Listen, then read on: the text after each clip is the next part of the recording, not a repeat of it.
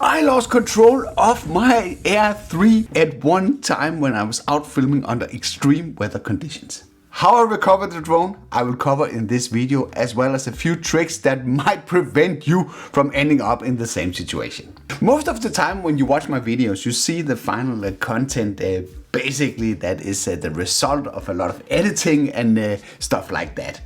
But sometimes when I go out, everything is not going according to plan. And this is one of those times. It was Tuesday afternoon and I could see from just looking out the window that the weather was pretty extreme. And there was all sorts of warnings in the news that you basically shouldn't go out, at least not in some parts of the country. So I knew that something was going on. But on Tuesdays I normally go to like a small town north of here that's called DJI, where I meet up with other vintage car enthusiasts, and we kick tires and we sort of walk around admiring each other's cars.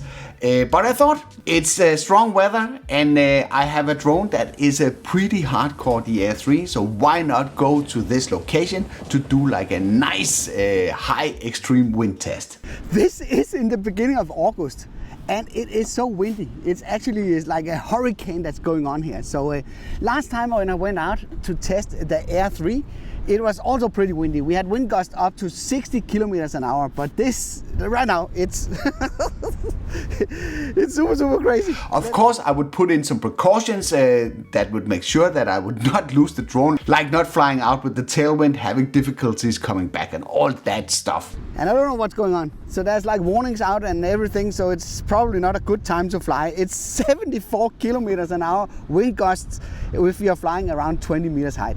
So of course we're gonna try this with this drone. It was a really nice chance for me to show you the actual performance of the drone. And right now I'm just keeping myself over land here, but there is a seaside here just 50 meters away from here, and let's try and go out there because the out there is really crazy. So my plan was pretty simple. I want to launch the drone and then I wanted to go basically above over the water, because there was actually a lot of people on the beach that wanted to see this extreme weather. I positioned myself on a bench where I was sort of shielded a little bit from the wind, and then I launched the drone and sent it out over the water. And as you can see from the waves, there's a lot of action going on here. This bridge that you see in the water, that is normally not covered by waves. They are safely below that area where you can go out to this plateau and maybe bathe in the summertime. So by pulling up the weather app, I could see that at least, I don't know how precise it is, but at least there was some indication in the range where we are. The wind was around 40 kilometers an hour with gusts up to 72. And that was in 20 meters height. And this is not particularly high, but going higher would make it worse. We know from the specs that the Air 3 is a level 5 wind resistance capable drone. This means that it's capable of cooking with 12 meters per second, or equal to around 43 kilometers per hour. So at least we'll be safe flying out there, just having to deal with the wind gusts that will sort of hit once in a while. So I used this bridge as sort of my reference point, and I tested out the different capabilities of the drone, if it could do like a point of interest clockwise and anti-clockwise. The anti-clockwise is of course where it struggled the most, because this was where it had to fight the headwind. And this was actually the first recording I did that day. The one that ended up in the extreme wind test video was one that I performed right after, where I had to repeat everything. And the reason why, I'm gonna tell you later in this video. It's so stupid that you can't believe it. So I'm trying to fly up the coast against the wind in around 31 meters height. And so far that is going good.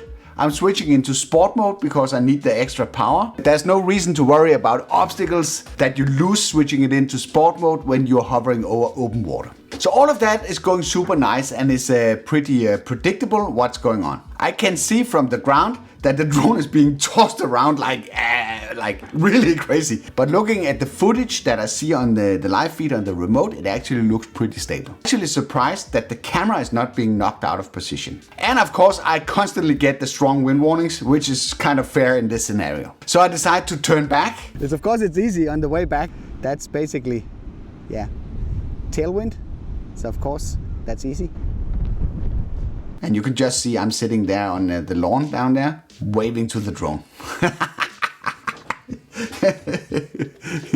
So then I decided to go closer to the water and use the 3 times magnification that you get with the Air 3 to make lens compression help me make everything look a lot more dramatic than it actually was. And you can see I'm flying over the bridge here and it looks pretty dramatic. That would have turned out great if I remembered to press record.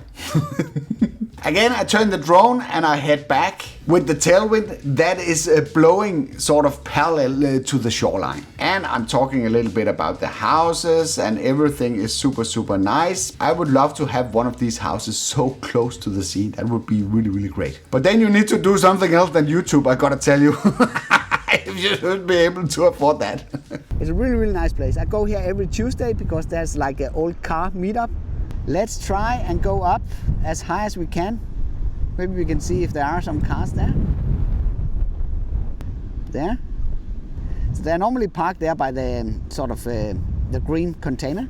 And because this is the meetup place, I thought this could be really nice to include that in the telling of the video. So at some point I realized that the angle was not really good and I haven't been recording. We didn't even record, so okay, so let's just do that.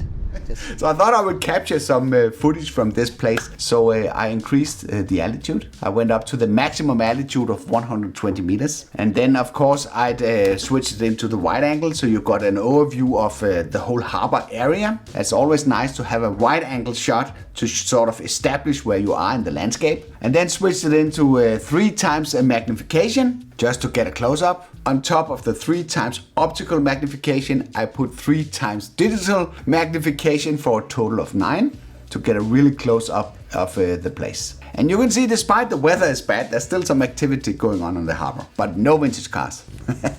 This is just a clip from another day, so you can see this is how it looks when it's a lot calmer and people are getting out with the old cars and we're meeting up and having fun. So I kept the camera running. I was lowering the altitude again to 22 meters. And I was flying around because I forgot to press record the first time I was flying around to capture some more footage from the location. So now, if you look in the lower right corner of the screen, you would see that the counter for the remaining footage available sort of gets below 1 minute. Because this flight was really improvised, I didn't spend much time on cleaning out the SD card before I took off. Around the maximum altitude, where the wind is really strong, some 350 meters away from the takeoff point, I got the error message that the SD card was full.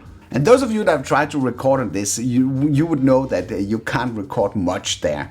I thought I had more to film. I positioned the drone safely over water, not too high in the air, then going into the library and start to sort out what footage I want to get rid of. And you know what? This is not how you do it. I should of course have brought the drone back and performed this operation, not something that you should do while you're airborne. And I ended up not doing this. But sometimes in the heat of the battle, you make bad decisions. And this was one of them. I know you have a lot of people that would tell you, oh, this is so stupid. I would never do that. I do everything by the book. But they are lying to you. All of us have been in situations where we have made bad calls. And this was one of them. And unfortunately, the internal storage was almost full. Flying under these conditions puts you under a lot of stress because the drone is really being kicked around out there.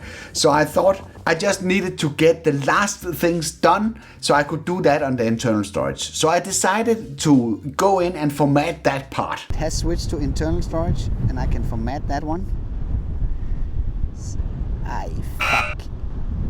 Fucking hell. I made a really bad decision and actually ended up formatting the main storage of the drone, my SD card. So everything that I've been recorded prior to that was lost.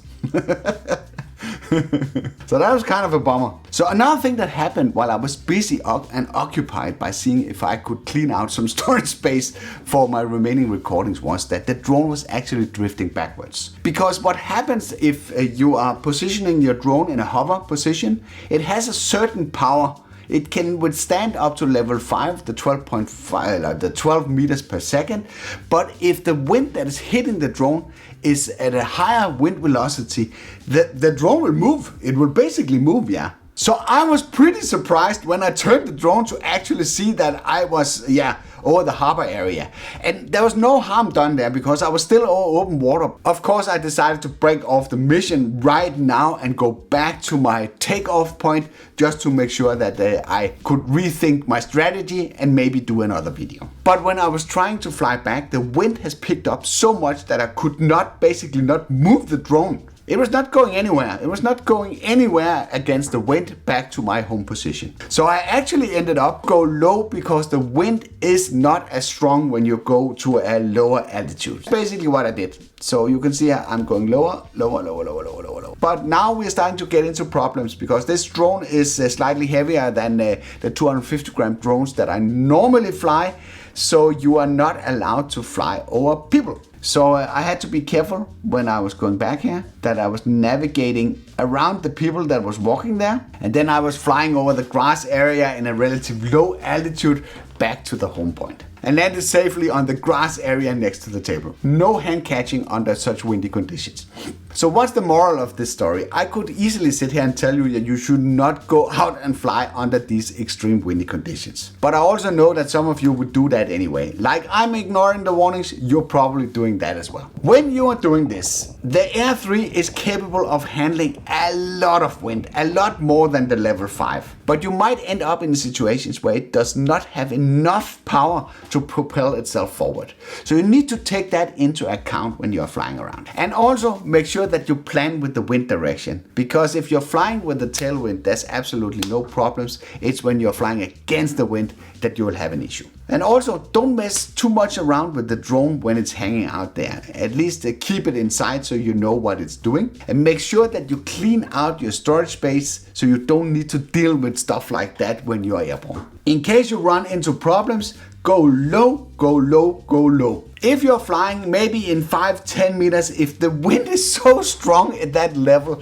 that the drone can't fight its way back, then you have a different set of problems. This trick has saved me many times when I'm out in situations like this. Do you have a good story where you almost lost your drone? Then let us know in the comments below. I love reading your stories, the good ones as well as the bad ones, and especially ones with that kind of look bad but turned out great. And if you want to watch the video from that day, that was the second attempt that actually ended up being the extreme wind test video with the DJI Air 3, then I'll make sure to link that through this card. I hope you liked this video. If you did, then feel free to give a like. If you didn't like it, feel free to press the dislike button twice. Thank you for watching, and I'll be seeing you around.